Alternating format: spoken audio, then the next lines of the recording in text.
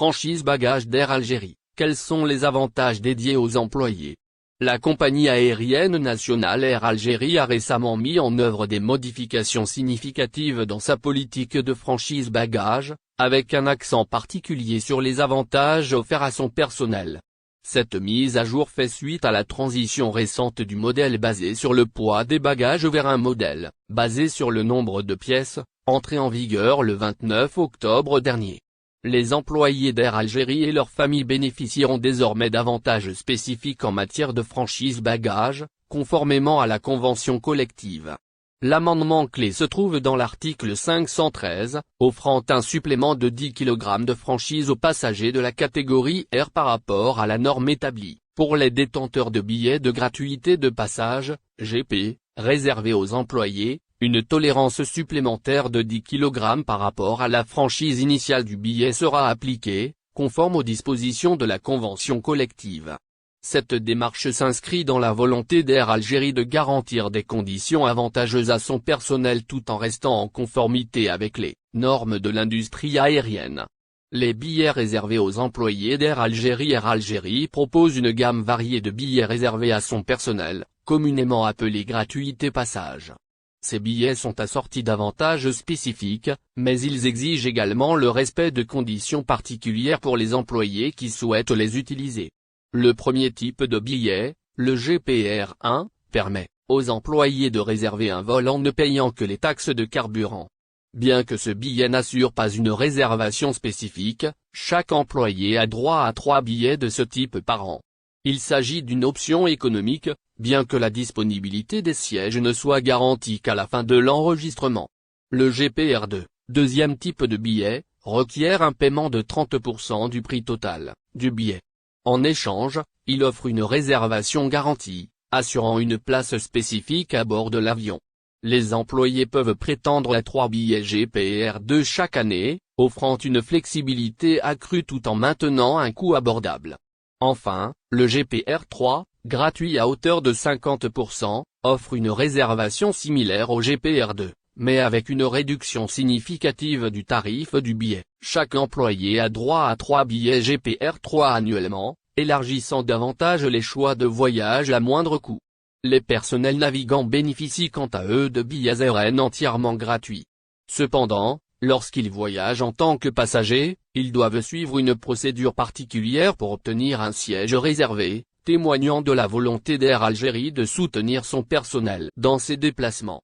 Cette révision de la politique de franchise bagages et des billets réservés démontre l'engagement d'Air Algérie à rester à la pointe des pratiques aériennes contemporaines et à offrir des avantages adaptés à ses Algérie. Amira Bouraoui condamnée à une peine de 10 ans par contumace.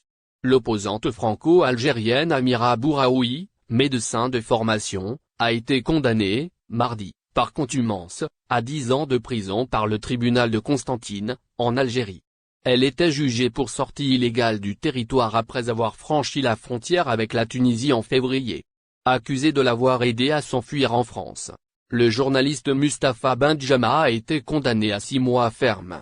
La journaliste et militante Amira Bouraoui, ancienne figure du Irak, lors de sa sortie de prison à Tipaza à l'ouest d'Alger, le 2 juillet 2020. La journaliste et militante Amira Bouraoui, ancienne figure du Irak, lors de sa sortie de prison à Tipaza à l'ouest d'Alger, le 2 juillet 2020. Condamnée en son absence.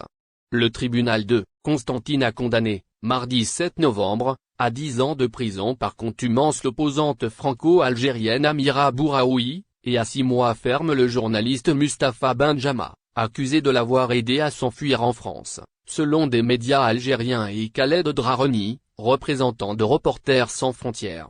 Le parquet avait requis 10 ans de prison contre Amira Bouraoui et 3 ans contre la journaliste qui, compte tenu du temps déjà passé en détention préventive, est libérable immédiatement, a indiqué Khaled Drareni sur X anciennement Twitter. La militante, se trouvant en France actuellement, a été condamnée à 10 années de prison ferme tandis que le journaliste a écopé de 6 mois de prison ferme, a précisé le site d'information Interligne.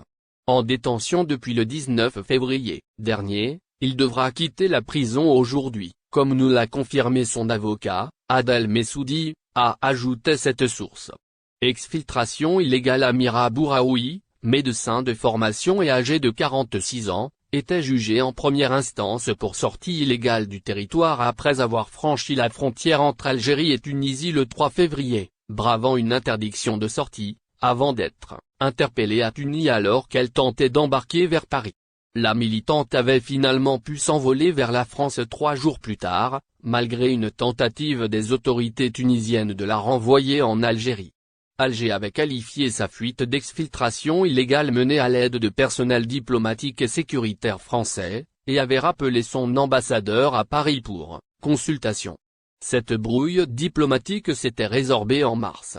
Amira Bouraoui s'est fait connaître en 2014 par son engagement dans le mouvement Barakat contre le 4e mandat du président Abdelaziz Bouteflika, avant de s'engager dans le mouvement de protestation pro-démocratie Irak et de travailler aussi pour la radio privée indépendante Radio M. Cette radio appartient à Issane El Kadi, également patron du site Maghreb Merge, qui purge une peine de 7 ans de prison pour financement étranger de son entreprise, mais est considéré comme un détenu d'opinion par ses avocats. Co-accusé. Le tribunal de Constantine a également condamné à 3 ans de prison ferme Ali Takeda, un agent de la police aux frontières, et à 1 an de prison avec sursis la mère d'Amira Bouraoui, Khadija, âgée de 71 ans, selon les mêmes sources.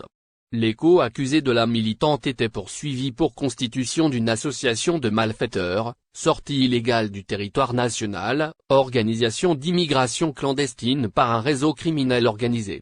Mustapha Benjama avait été arrêté le 8 février dans les locaux du journal francophone Le Provincial, basé à Annaba, dont il est rédacteur en chef, dans le cadre de l'affaire Bouraoui. Il a été condamné le 26 octobre dans un autre dossier à 20 mois de prison, dont 13 avec sursis, aux côtés du chercheur algéro-canadien Raouf Farah, qui a retrouvé la liberté après avoir purgé la même peine. Mustapha Benjama quitte aujourd'hui la prison de Boussouf à Constantine après près de 9 mois de détention arbitraire et une condamnation à 6 mois de prison ferme dans l'affaire Bouraoui, a précisé Khaled Visa-Schengen. Ces 3 pays donnent plus facilement des visas pour les Algériens. La Pologne, l'Espagne et la Finlande ont le plus haut taux d'acceptation des demandes de visa Schengen des Algériens.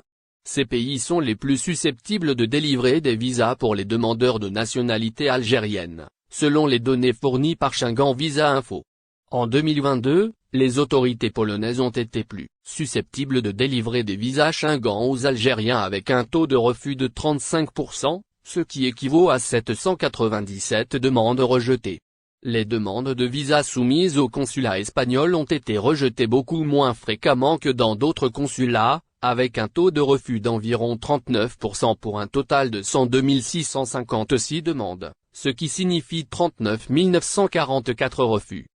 Enfin, la Finlande est le 3e pays qui a rejeté le moins de demandes en provenance d'Algérie, avec un taux de 39% soit 205 sur 522 demandes. En comparaison avec d'autres nationalités, les Algériens ont un taux de demande plus élevé et, par conséquent, un taux de refus plus élevé. Les Algériens rencontrent des taux de refus plus élevés en raison d'une demande plus importante. Néanmoins, la Pologne a été plus encline à délivrer des visas aux Algériens, tandis que l'Espagne et la Finlande ont également enregistré des taux de refus plus bas que la moyenne. La France est le pays qui rejette le plus de demandes pour les Algériens. Cependant, ce taux très élevé s'explique par le grand nombre de demandes déposées. Taux d'acceptation en fonction de la nationalité du demandeur. De façon plus générale, il ressort des données que la Slovaquie, la Grèce et la Suisse sont les pays les plus favorables à l'octroi de visa Schengen, avec des taux de refus relativement bas pour diverses nationalités. La Slovaquie affiche un faible taux de refus pour 10 nationalités, la Grèce pour 9, tandis que 6 nationalités ont reçu des visas de la Suisse. Il est important de noter que les taux de refus varient en fonction de la nationalité et de la destination, ce qui peut influencer le choix des voyageurs lorsqu'ils soumettent leur demande de visa. La Slovaquie a délivré des visas Schengen à de nombreux Turcs, Africains, Philippins, Indonésiens, Kosovars, Libanais et Chinois, tandis que les Égyptiens et les résidents américains ont principalement obtenu des visas des autorités grecques.